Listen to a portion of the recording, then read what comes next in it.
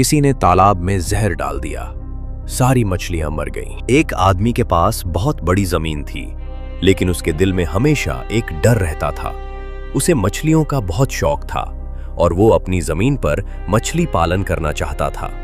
लेकिन आसपास के गांव वाले हमेशा कहते रहते थे कि किसी ने उनके तालाब में जहर डाल दिया और सारी मछलियां मर गईं। ये बातें सुनकर वो घबरा जाता था, क्योंकि उसके पास पैसा भी था और जमीन भी, लेकिन उसे डर था कि लोग उससे जलते हैं।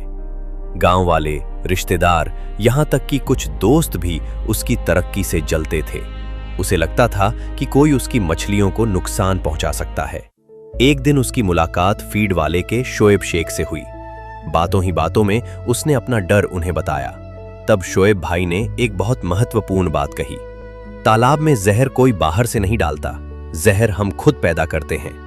उन्होंने समझाया कि 1 एकड़ के तालाब में लगभग 80 से 90 लाख लीटर पानी होता है।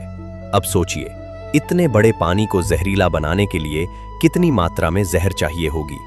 100 से 200 रुपए के जहर से तो आजकल चूहे और कॉकरोच भी मुश्किल से मरते हैं।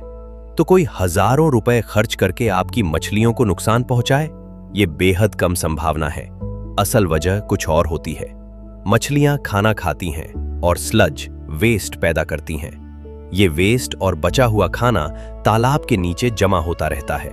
समय के साथ ये सड़ता है, जिससे अमोनिया, नाइट्राइट और हाइड्रोजन सल्फाइड जैसी जहरीली गैसें बनती हैं। जब इनका स्तर अचानक बढ़ जाता है तो पानी में घुली हुई ऑक्सीजन कम हो जाती है और रातों रात मछलियों की मृत्यु हो जाती है।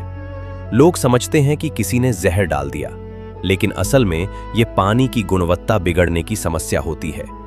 शोएब भाई ने उस आदमी को फीड वाले की वाटर ट्रीटमेंट किट दी और सही तरीके से पानी संभालना सिखाया। उस आदमी ने भरोसा किया और बड़े बड़े तालाब बना लिए। वो समय पर वाटर ट्रीटमेंट करता है और उसके तालाबों में स्वस्थ और तेजी से बढ़ने वाली मछलियां करोड़ों की कीमत में तैर रही हैं।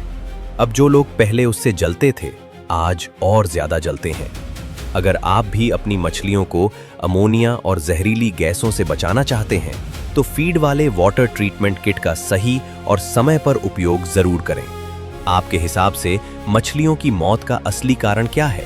जहर या पानी की खराब गुणवत्ता? कमेंट में जरूर बताइए।